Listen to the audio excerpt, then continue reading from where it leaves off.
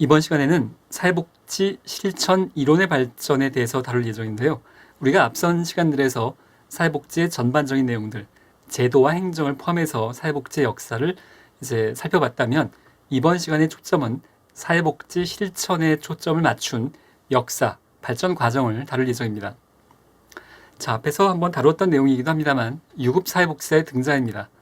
앞에서 다루었던 COS 자선조직협회, 여기에서 가정 방문을 하는 우회 방문원들이 처음엔 자원봉사자로 시작을 했는데 이것을 좀 더 전문적으로 잘 체계적으로 하려다 보니 이것이 자원봉사 활동 가지고는 안 되겠고 전문적인 직업을 가진 전문가가 필요하겠다. 급여를 받는 그런 의미에서의 유급사회복지사가 이제 처음으로 1800년대 말에 등장을 하게 됩니다. 과학적인 자선을 위해서 행정적인 정비를 위해서 자선조직협회, COS나 인보관, 여기에서 이제 유급 직원을 채용하기 시작하게 됩니다. 더 이상 자원봉사자가 아니라 전문가로서 사회복지 실천의 지속성과 책임성을 높이기 위해서 이러한 이제 유급 사회복지사가 등장을 하게 되는데요. 자, 앞에서 이제 사회보장, 복지국가, 복지제도들은 주로 유럽을 중심으로 발달을 했다면 미국에서는 사실 사회복지 관점에서의 제도적인 면은 그다지 배울 만한 것들이 많지 않습니다. 미국은 제도보다는 실천 쪽을 중심으로 발전을 했기 때문에 이번 시간엔 주로 이제 미국 얘기가 많이 등장을 하게 됩니다. 자, 유급사회복지사들은 20세기 초반에 와서, 그러니까 1900년대 초반에 와서는 자선조직협회와 인보관 외에도 병원이나 학교, 법원, 아동센터 등 다양한 실천 현장에서 유급사회복지사가 확대되기 시작했다고 볼 수 있겠습니다. 자, 이러한 유급사회복지사가 점점 확대가 되면서 전문화에 대한 노력이 발전하게 되는데요. 전문가를 키우는 교육과정들이 등장을 하게 됩니다. 1898년도에는 뉴욕의 자선조직협회가 최초의 사회복지 교육 훈련 과정을 6주의 단기 과정으로 개설했고 그 이전에는 사회복지사라는 용어도 등장하지 않았고 사회복지 교육 과정도 없었던 건데 이제 처음으로 1800년대 말, 1900년대 초부터 교육 과정이 등장을 하기 시작합니다. 1904년에는 미국 뉴욕에 박예학교라는 것이 생기면서 1년 과정의 프로그램을 시작했고 1910년도에 이르러서는 2년 과정의 과정으로 이제 확대 운영을 하게 됩니다. 자, 이러한 전문화의 노력에 이제 등장을 하는 역사적인 인물 중에 하나가 이 플렉스너라는 인물인 건데요. 여러분들이 잘 기억을 하셔야 될 것이 플렉스너가 지금 그 긍정적인 기여를 했다는 의미가 아니고 플렉스너는 사회복지의 전문성에 대해서 굉장히 비판을 했던 사람입니다. 1915년도의 상황이었는데요. 이 플렉스너라는 사람은 의료 전문직의 평론가였습니다. 그러니까 주로 의사들에 관련된 전문직을 다루는 평론가로서의 역할을 했던 사람인데 이 사람이 이제 이 시기에 막 사회복지사들이 전문적으로 배출되기 시작하면서 사회복지사들이 미국 상황입니다. 미국에서 사회복지사들이 하나의 그 전국 수련회 같은 것들을 이제 토론하기 위한 모임에 그 의료 전문직의 평론가인 이 플렉스너를 초대해서 사회복지의 전문직에 대해서 평가하고 토론할 수 있는 이제 패널로서의 기회를 제공했는데 그 당시 주최 측이 얼마나 이것을 예상했는지 모르겠습니다만 이 플렉스너라는 분이 사회복지라는 분야가 전문직이 아니다라는 강력한 비판을 하게 됩니다. 저는 이제 미국에서 박사과정을 하면서 이 플렉스너가 문제 제기했던 이 1915년도에 그 원문을 볼 수 있는 기회가 있었는데요. 자, 어떻게 비판을 했냐 하면 전문적인 교육과정과 전문가 협회가 없고 의료 분야에 비하면 교육과정도 미비했던 시기였죠. 1915년도 시기.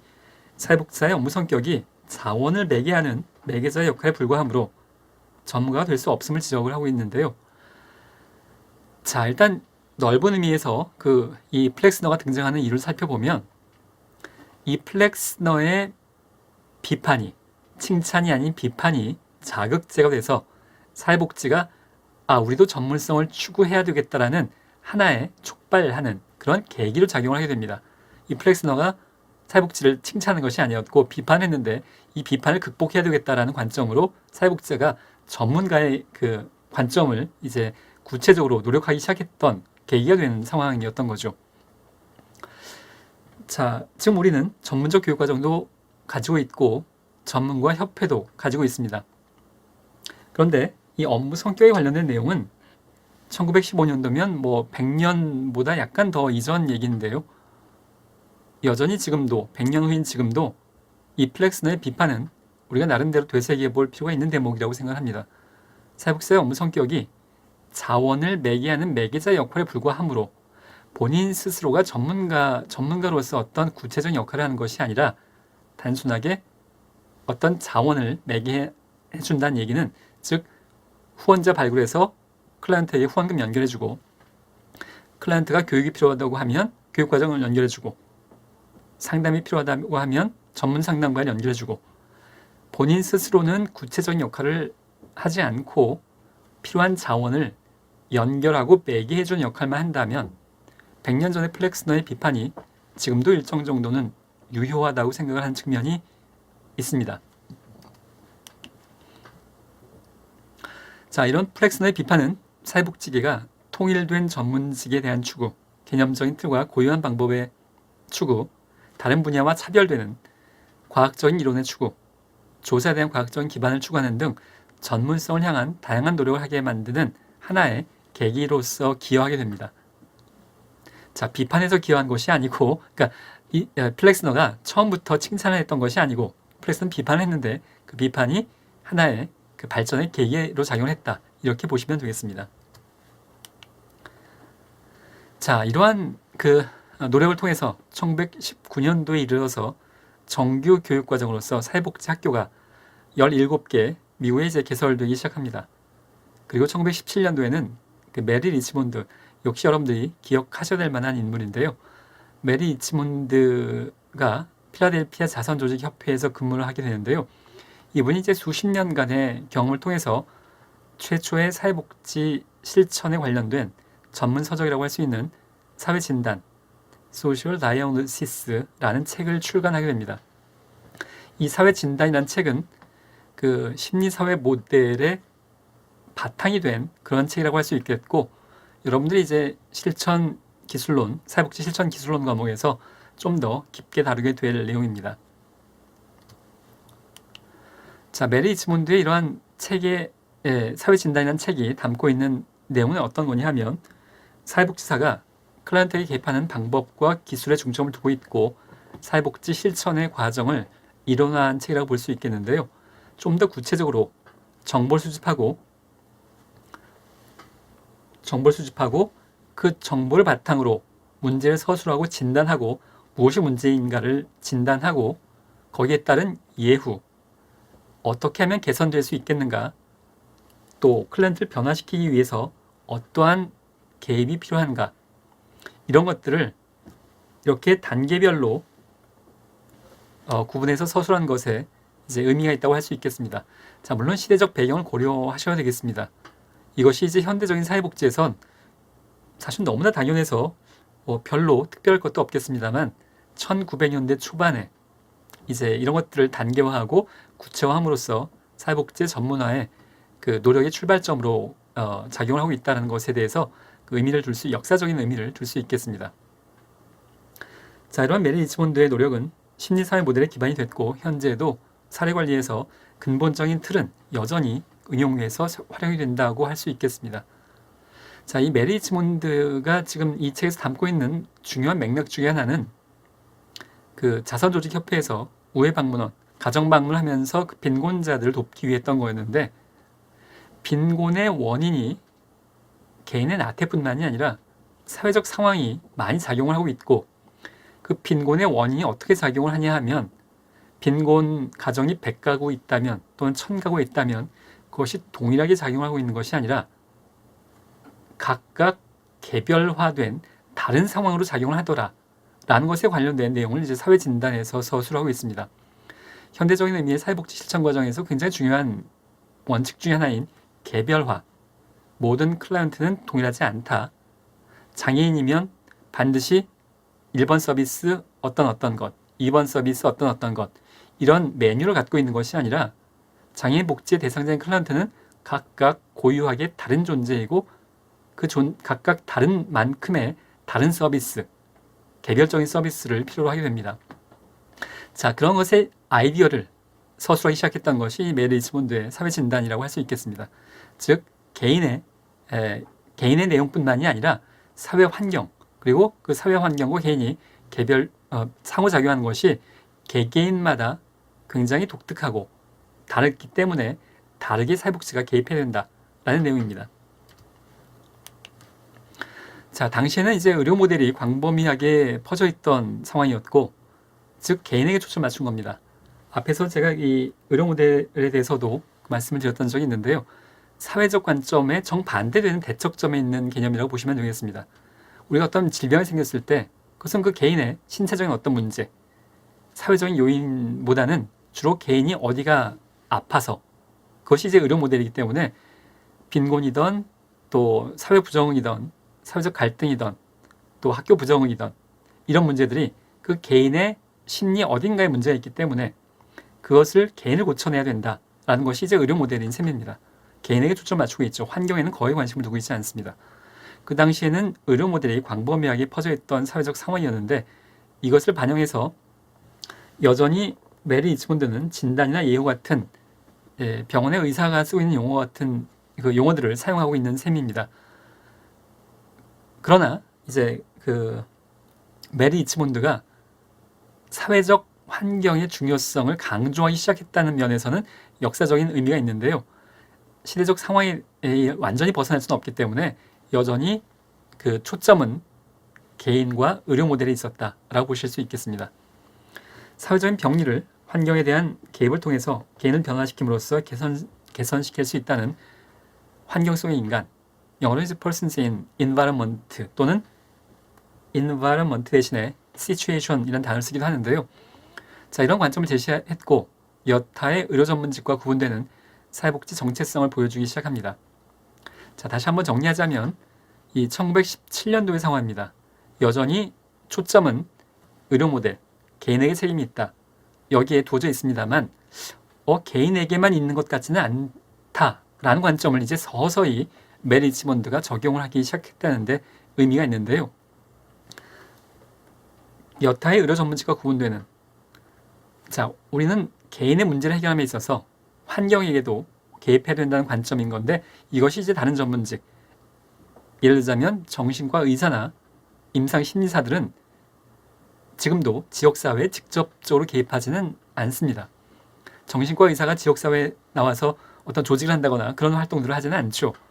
그분들은 대개 내담하는, 병원에 찾아오는 환자를 상담하고 이제 약을 통해서 치료하는 과정인 건데요. 임상심리사도 지금 현재도 비슷한 역할을 하고 있죠.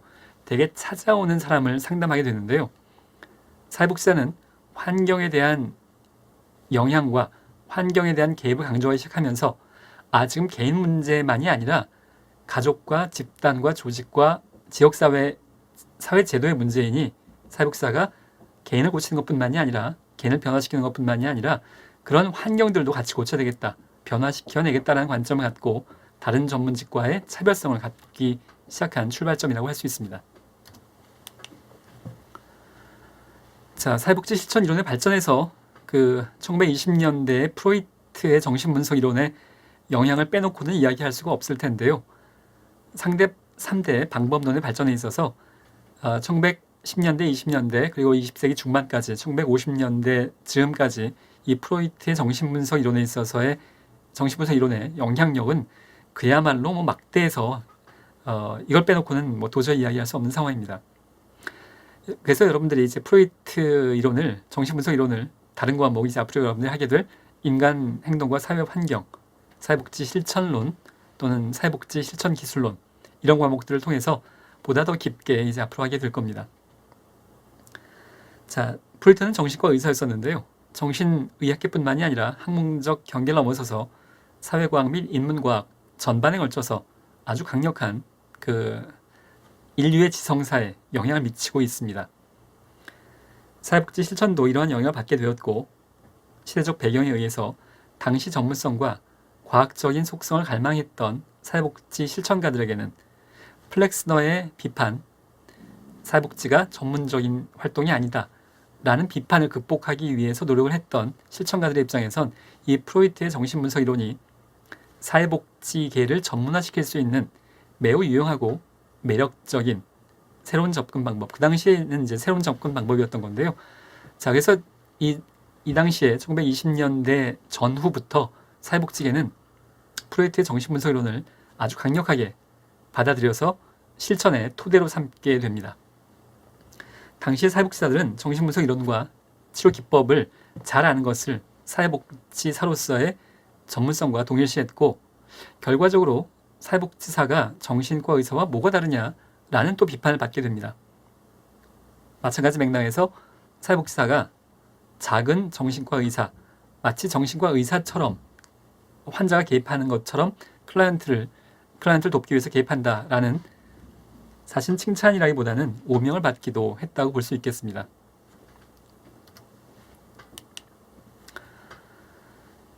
자, 1920년대에 이런 프로이트 정신분석 이론의 영향력은 지금은 이제 그 영향력이 많이 감소되어져 있습니다만 여전히 그 미국에서의 실천 과정의 영향력은 적지 않기 때문에 그 미국에서는 개인들에 대한 심리 내면 접근이 여전히 중요하게 작용을 하고 있습니다. 제레미 리프킨한 저자의 그 2006년도의 저작인 공감의 시대의 한 대목에 보면 심리치료나 상담을 받아본 미국의 성인이 전체 인구의 20% 정도 된다고 통계가 나와 있고요. 우리나라에 비하면 굉장히 높은 수치라고 볼 수 있겠습니다. 우리나라는 아직 인간 내면의 심리에 대해서 크게 관심을 갖고 있지 않고 최근에 들어와서야 어떤 큰 사고 났을 때 PTSD라거나 또는 트라우마라거나 라는 이제 개념들이 관심을 갖게 되는데요. 이제 미국에서는 이 프로이트의 전통이 여전히 작용을 하고 있어서 이 심리 치료, 상담을 받는다라는 것에 대해서 우리나라보다 강력하게 지금 그 현실적으로 작용을 하고 있는 셈입니다. 자, 근데 상담을 누구한테 받냐 하면 전문직의 숫자를 비교하는 도표를 보고 계신데요. 2006년도, 물론 이제 2006년도 저작이다 보니까 이 통계는 그보다는 조금 더 앞선 통계 수치일 텐데, 미국의 정신과의사는 33,000명 정도, 그리고 심리치료사는 15만 명에 비하면 사회사업가, 소셜워커, 물론 우리말로는 사회복지사가 될 텐데요. 59만 5천 명 정도 되기 때문에 미국에서 전 인구의 20%가 상담과 심리치료를 받을 때 그 역할을 주로 누가 하냐 하면 사회복지사들이 한다라는 이제 의미를 설명하고 있는 셈입니다. 자, 다시 프로이트의 정신분석 이론을 좀 더 살펴보면, 자, 사회복지사들은 더 이상 클라이언트가 처한 환경에 대해서 강조하지 않았고, 클라이언트의 정신 내적 과정을 강조하면서, 자, 프로이트의 정신분석 이론을 사회복지 개론에서 깊게 설명하기는 어려운데요.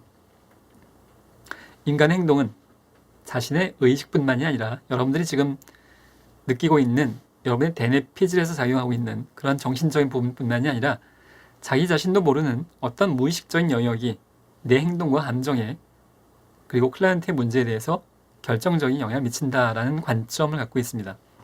그래서 클라이언트의 문제를 해결하려면 그것이 빈곤이든 대인관계 문제이든 학교 부정의 문제이든 그것을 해결하려면 그 클라이언트 내면의 정신 내적 과정을 해결해야, 거기에 관련된 문제를 해결해야 클라이언트를 도울 수 있다 라는 관점이 이제 프로이트로부터 또 갑자기 이런 경향들이 증가하기 시작합니다.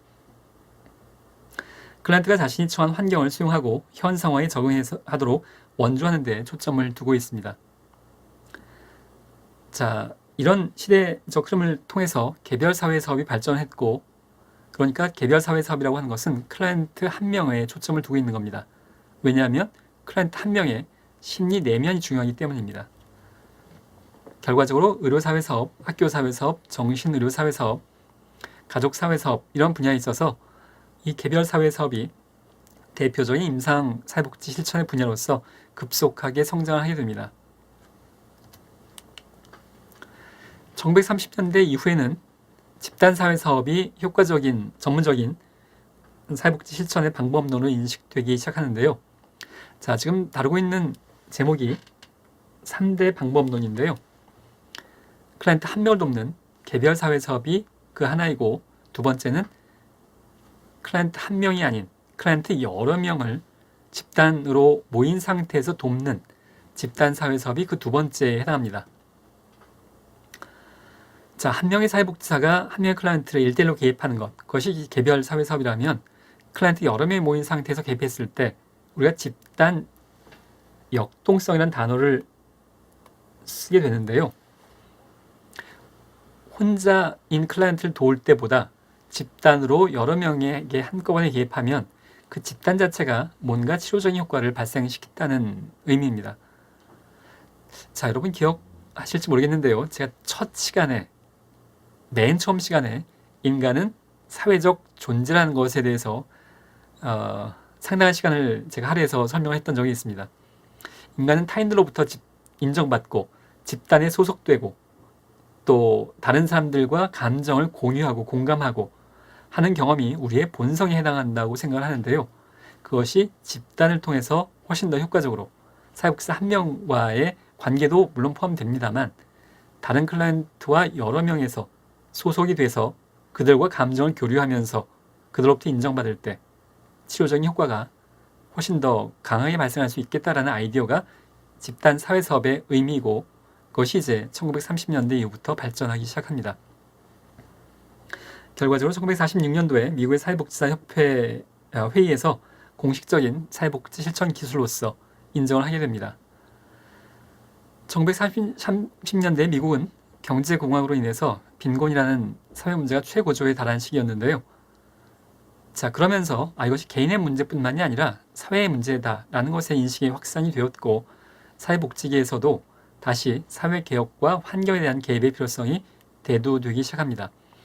프로이트의 영향력으로 인간의 심리 내면을 좁게 보기 시작했던 큰 흐름이 다시 이제 환경에 대한 강조점으로 넘어가기 시작하는 하나의 정치 경제적인 배경이라고 볼 수 있겠습니다. 자, 여러분이 알고 있는 그 루즈벨트 정부의 뉴딜 정책과 사회 개혁 정책에서 정책가로서 사회복지사들이 역시 깊숙이 개입하기 시작하는데요. 자, 프로이트 관점을 가진 사회복지사들은 정신과 의사처럼 클라이언트의 심리 내면을 어렸을 때 부모와의 관계라든가 이런 심리 내면을 들여다보면서 클라이언트를 도우려고 했다면 이 시기에서는 이제 사회 환경에 개입을 하는 것에 영역들이 다시 확장되기 시작합니다. 사회복지사들은 공적 기금의 형성과 공적 기관, 정부 영역입니다. 공적 기관의 구호 기능 확대에 따라서 공공 분야로 영역을 확장하게 됩니다. 자, 루즈벨트 정부에서 그 중요한 역할을 했던 사람 중에 한 명이 이제 해리 홉킨스라는 사람인데요. 이분이 사회복지사, 이제 영어식 표현으로는 사회사업가였었는데요. 이분에 대한 그 문헌이 우리나라 기록에는 우리나라 이제 문헌에는 잘 나와 있지 않기 때문에 영어로 된 자료를 그대로 이제 번역을 제시를 했는데요. 루즈벨트의 클로스트 어드바이저, 그 당시 대통령이었던 루즈벨트의 조언가로서 가장 친밀하고 가까웠던 조언가였다고 표현하고 있고요. 여러분들이 많이 알고 있는 그 사회보험 정책을 포함한 뉴딜 정책의 아키텍트, 설계자 중에 한 명이라고 설명을 하고 있습니다. 이분이 사회복지사인데 루즈벨트 정부에서 이 뉴딜 정책을 입안했던, 기초했던 사람의 한 명으로서 미국 역사는 기록을 하고 있습니다. 자, 이것을 이제 우리나라에 적용을 해보면 사회복지와 관련된 정책을 정부가, 국회가 알아서 결정을 해주면 그것을 그대로 받아서 시행을 하는 것이 아니라 정부에 참여해서, 정치 과정에 참여해서 사회복지 제도를 만들어 나가는 역할을 사회복지사가 해야 된다는 함의를 담고 있다고 볼 수 있겠습니다. 자, 이 루즈벨트 정부 시기에 환경 개선을 강조하는 분위기가 점차 고조되기 시작했고 결과적으로 지역사회 기반, 개인의 심리 내면, 집단, 그것의 초점을 더 넓혀서 지역사회 기반의 실천이 강조되기 시작했고요. 지역사회 조직, 이것이 이제 3대 방법론의 세 번째에 해당합니다. 개별사회사업, 집단사회사업, 그리고 세 번째가 이 3대 방법론의 세 번째가 지역사회 조직인데요. 이것은 이제 현대에서는 그 지역사회복지라는 과목으로 여러분들이 필수 과목으로 해야 될 내용 중에 하나입니다. 자, 지역사회 조직. 이것이 이제 주요한 사회복지 실천 방법으로 인식되기 시작합니다. 자, 결과적으로 3대 실천 방법론이 1940년대 미국 기준입니다. 이제 정립이 되는데요. 개별사회 사업, 집단사회 사업, 지역사회 조직 이렇게 세 가지라고 할 수 있습니다. 자, 실천 이론의 발전의 역사에서 진단주의와 기능주의 논쟁도 빼놓을 수 없는 하나의 큰 논쟁이라고 볼 수 있겠는데요. 자, 진단주의는 개인에게 더 초점을 둔 겁니다. 1930년대 경제공황과 함께 사회 구조를 변화시키려는 접근이 강해지면서 기존의 진단주의 학파에 반대하는 기능주의 학파가 등장하게 되는데요. 대표적인 진단주의 학파에는 메리 리치몬드, 고든 해밀턴, 플로렌스 홀린스 등이 있는데 이 세 명이 다 그 심리사회 모델의 대표적인 학자들인데, 자, 앞에서 제가 메리 리치몬드가 사회 환경을 강조하기 시작했다고 말씀을 드렸는데, 자, 사회 환경의 강조를 시작한 것에 의미가 있습니다. 여전히 그 클라이언트 문제를 해결하기 위해서 중요했던 것은 심리 내면이었던 시기입니다. 1930년대. 그런데 이제 사회 환경의 중요성을 거론하기 시작했다는 의미에서의 출발점의 의미를 두고 있어서 진단과 기능주의를 구분함에 있어서는 여전히 개인에 초점을 두고 있는 진단주의에 속합니다. 사회 환경을 거론하기 시작했지만 그럼에도 불구하고 큰 흐름은 여전히 진단주의였었습니다. 자, 정신분석학파에서 벗어나 환경 속의 개인이라는 이중초점, 개인과 환경 두 가지를 동시에 보는 이중초점을 추가하면서 환경적인 요인을 배제한 것은 아니었지만 여전히 클라이언트의 심리 내면적인 개입에 더 중점을 두었기 때문에 제 진단주의에 속한다고 볼 수 있겠습니다. 자, 근데 진단주의와 이제 진단주의를 반대하는 기능주의가 1930년대 후반부터 등장하기 시작하는데 대표적인 학자 중에 한 명이 오토 랑크입니다. 클라이언트의 심리 내면보다는 사회적 기능과 일상적인 문제에 초점을 두어야 된다는 관점이고, 개입 기간도 장기간의 개입보다는 시간 제한적이고 과제 중심적인 개입을 선호한다고 할 수 있겠습니다. 자, 여기서 사회적 기능 강조하기 때문에 기능주의라는 이름이 붙었는데요. 이 말의 의미는 프로이트가 얘기했던 심리 내면, 어렸을 때 부모와의 관계, 무의식 이런 것들에 지나치게 초점을 두지 말자라는 의도를 갖고 있고, 중요한 것은 실제 사회 기능이다라고 보는 관점입니다. 자, 예를 들어서 학교 부정 학생에 대해서 우리가 그들의 적응을 위해서 개입한다고 했을 때 그 프로이트적인 개입 방법은 이 학생의 어렸을 때의 경험 또는 심리 내면의 무의식에 뭔가 문제가 있어서 그래서 학교에 부정하고 있다. 그러니 그 심리 내면을 조정해내야만 학교 부정의 문제를 해결할 수 있다는 관점인데요. 그것이 이제 진단주의의 모토이고, 기능주의는 그걸 반대하고 원인이 무엇이든 간에 해결책에 더 관심을 두는 건데요. 부모의 어렸을 때 관계가 어떻던, 무의식이 어떻던 지금 현재 사회적 기능으로서 지금 좋은 친구를 만나고 학교에서 좋은 친구를 만나고 좋은 선생님을 만난다면, 그리고 사회복지사가 훌륭한 개입을 한다면, 바람직한 개입을 한다면 과거의 무의식, 과거의 경험을 떠나서 현재에서 학교 적응이라는 기능적인 모습을 표현할 수 있다는 관점을 갖고 있습니다.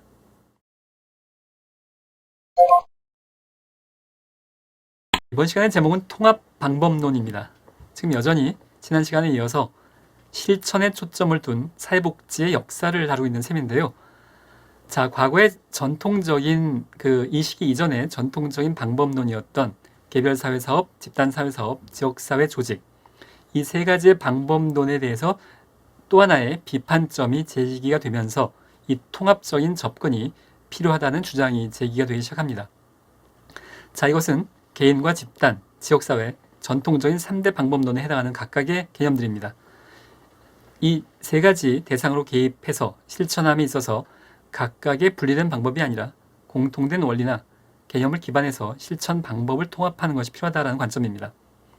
자, 좀 더 구체적으로 이야기해서 이 이전 통합적인 방법론이 제기되기 이전엔 개별 사회사업 전문가는 개별 사회사업 전문가가 따로 있고 집단의 전문가는 집단이 따로 있고 지역사회 조직에 관련된 전문가는 따로 있어서 이 세 가지가 각각의 발전 영역을 갖고 있었고요. 아동은 아동, 노인은 노인, 장애인은 장애인 이렇게 개별 분야로서의 전문성을 추구하는 식이었다면 이 통합방법론에서는 개인이나 집단이나 지역사회를 구분하지 말고 또 각 분야를 구분하지 말고 그 여러 가지 방법, 여러 가지 내용들을 관통하고 있는 공통적인 원리나 개념에 기반해야 그래야 클라이언트를 잘 도울 수 있다는 얘기입니다. 클라이언트 개인은 개인 혼자가 아니고 동시에 집단에 소속되어 있고 지역사회에 포함되어져 있기 때문에 개별 사회 사업의 전문성을 추구한다고 해서 집단과 지역사회를 도외시한다면 클라이언트를 잘 도울 수 없다는 아이디어에 기반하고 있습니다. 자, 이러한 통합 방법론은 1950년대 후반부터 본격적으로 제기되기 시작했는데요. 클라이언트의 내면 또는 사회 환경 중에서 어느 일방이 아니라 양자 간의 상호작용을 강조하면서 그런 강조한 시각이 점점 널리 퍼져나가고 있는 것을 배경으로 합니다. 또한 사회복지사가 하나의 방법론만으로는 개별, 집단, 지역사회 조직 또는 아동, 청소년, 노인, 장애인 이런 형식의 하나의 방법론으로만 클라이언트를 돕는다는 것이 현실적으로 바람직하지도 않고 가능하지도 않다는 인식이 이 1950년대 후반부터 주류의 인식을 이루면서 통합적으로 클라이언트 돕는 것이 필요하다는 주장이 제기되기 시작합니다. 자, 이것과 관련돼서 한 가지 비유를 제가 말씀을 드릴 텐데요. 자, 먼저 통합 방법론에 대한 내용을 좀 더 살펴보면 여러 가지 다양한 실천 모델들 한 가지만으로 클라이언트를 효과적으로 도울 수 없으므로 특정 이론 하나에 얽매이지 않고 다양한 모델을 절충적으로 활용하는 것이 필요하다는 관점입니다. 제가 앞서서는 이제 3대 방법론과 또 분야에 대해서 말씀드렸는데 또 한 가지 이 통합 방법론의 초점 중에 하나는 이 시기까지 발전했던 여러 가지 모델들, 물론 이제 여러분이 모델은 사회복지 실천 기술론 과목에서 하게 될 텐데요. 심리사회 모델이거나 또 과제 중심 모델이거나 여러 가지 모델들, 행동주의 모델이거나 이런 것들이 이제 이론적으로 다양한 모델들을 이론적인 기반들을 클라이언트에 적용하기 시작했는데 인간을 잘 돕기 위해선 딱 하나의 이론 가지고는 어렵다는 것이 이 통합 방법론의 기본적인 모토입니다. 자, 망치와 못의 비유를 말씀드려 보겠는데요. 자, 여기서 망치는 사회복지사에 대한 비유이고요. 못은 클라이언트에 대한 비유입니다. 만약에 사회복지사가 가진 도구, 어떤 이론이나 경험이나 또 접근법이 망치라는 것 딱 한 가지뿐이라면 모든 클라이언트를 못으로 간주하고 못으로 일종의 벽에 이제 망치질을 해서 이제 벽에 박기 위한 그런 접근을 하게 될 텐데요. 사실은 클라이언트는 굉장히 다양한 클라이언트입니다. 인간의 욕구는 다양하기 때문에 우리는 클라이언트를 동일하다고 볼 수는 없는데요. 클라이언트는 다양하기 때문에 비유하자면 나무 같은 특성을 가진 클라이언트도 있을 수 있고 나사와 같은 특성을 가진 클라이언트도 있을 수 있는데 사회복지사가 가진 도구가 망치 한 가지 뿐이라면 할 수 있는 게 망치 한 가지 뿐이에요. 그렇다면 클라이언트가 나무여도 망치질을 할 거고 클라이언트가 나사여도 망치질을 할 겁니다. 잘 도울 수가 없겠죠. 나무 같은 특성을 가진 클라이언트에게는 톱이 필요하겠고 나사와 같은 특성을 가진 클라이언트에게는 드라이버로 접근을 해야 될 텐데 그렇지 않고 사회복지사가 딱 한 가지 이론 또는 한 가지 분야에서의 경험, 개별사회 사업이라든가 이렇게 집중적으로 좁게 전문화된 한 가지의 이론과 경험과 방법론만으로는 다양한 클라이언트를 잘 도울 수 없기 때문에 결과적으로 사회복지사가 클라이언트를 잘 돕기 위해서는 톱과 드라이버와 망치 같은 다양한 연장들을 다 함께 사용할 수 있는, 즉 다른 말로 다양한 모델을 절충적으로 사용할 수 있어야 그래야 클라이언트를 잘 도울 수 있다는 것이 이 통합 방법론의 기본적인 아이디어인 셈입니다. 자, 사회복지 실천의 효과성의 논쟁이 70년대에 피셔라는 이분은 사회복지 학자입니다. 70년대에 들어서서 미국에서는 사회복지가 아주 전성기를 누렸던 시기이기도 한데요. 사회복지가 전문가로서 인정받고 아주 웬만한 대학엔 다 교육과정이 설치가 되고 이미 그런 것이 이제 미국에서 70년대에 상당히 사회복지 기반이 완성된 시기였었는데 이 시기에 피셔라는 사회복지학자가 비판을 가하기 시작합니다. 개별 사회 사업이 과연 효과적인가? 클라이언트를 잘 돕고 있기는 한 것인가? 라는 비판을 제기하기 시작합니다. 여러 편의 논문들을 통해서 이 피셔라는 학자가 사회복지 실천의 효과성을 문제 제기하기 시작했고 이 논문에서 사회복지 실천은 효과성을 입증할 만한 증거가 없고 오히려 클라이언트의 상태를 악화시킨 경우도 있었다는 분석을 제기하면서 뜨거운 논쟁을 불러일으킵니다. 제가 앞에서도 한번 예를 들었듯이 비행 청소년에게 개입한다고 했을 때 10년 후에 건전한 성인이 됐는데 그것이 과연 사회복지사의 개입의 효과이기는 한 것인 게 명백한지 과학적인지 아니면 비행 청소년 10명이 개입했는데 그 10명이 다 건전한 성인이 되지는 않는 연구 결과들도 이제 입증되면서 과연 사회사업의 실천이 효과적인가라는 논쟁이 이제 등장을 하게 됩니다. 수많은 실천가 학자들이 이 논쟁에 참여하면서 미국 사회사업학계는 측정 가능한 개입, 구조화된 접근 등을 강조하기 시작했고 효과성과 관련된 상당한 진전을 이루게 되는 계기를 삼게 됩니다. 마치 1910년대에 플렉스너가 사회복지사가 전문가가 아니다라는 비판이 사회복지사의 전문성을 추구하는 계기가 됐던 것처럼 피셔가 사회복지사의 실천이 효과적인가라는 의문점을 제기한 것이 이 이후에 사회복지 실천계에서 사회복지를 입증할 수 있는 효과적인 방법으로서의 그런 추구를 함에 있어서의 하나의 계기로 작용을 하게 됩니다. 자, 마지막 페이지인데요. 다양한 실천 모델들이 1970년대 후반에 이후에 등장을 하게 됩니다. 1970년대 이전에는 주로 프로이트의 이론들 또 행동주의 이론들 몇 가지가 있었다면 70년대 이후에는 다양한 모델들이 등장하게 되는데 일반 체계 이론, 생태 체계 이론 등이 사회복지 실천의 통합적인 접근에 매우 유용한 관점을 제시했고 또 클라이언트의 병리보다는 개인의 강점에 초점을 두고 자, 여기서 강점에 초점을 둔다는 것은 좀 설명이 필요한데요. 그 이전에 의료 모델 또 개인에게 초점을 두고 있는 모델에서는 개인이 문제이니 개인을 바꿔내야 된다라는 관점이었다면 이 70년대 이후에 큰 흐름의 변화 중에 하나는 클라이언트가 약점만 있는 것이 아니라 강점도 있고 그 강점을 강화하는 것이 클라이언트를 돕는 더 효과적인 방법일 수 있겠다라는 관점이 점점 강조가 되기 시작합니다. 그 지적장애인과 관련된 비유를 하나 예를 들어 보겠는데요.